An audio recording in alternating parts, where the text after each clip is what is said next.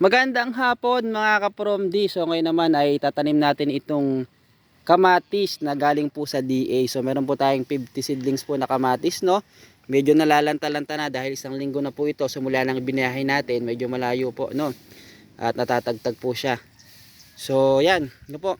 Tatanim na po natin dito po sa ating binutasan po na ito na bago. Yan, at ituturo ko po sa inyo paano yung style natin ng pagtatanim po ng kamatis. At meron po tayo ditong yan, triple 14 o yung complete na pataba. So noong mga nakaraan, gumamit po tayo ng mga organikong pataba. Sa talong ay pure organic po, no, yung mga nabubulok ng mga sangat, mga dahon at ipot ng manok ang ginamit po natin. Doon naman po sa luya ay sunog na ipa, mga pinagsunugan din ng mga dahon, mga damo, mga kahoy at tayo po ng kalabaw at baka. So ngayon po gagamit naman po tayo ng commercial po na pataba.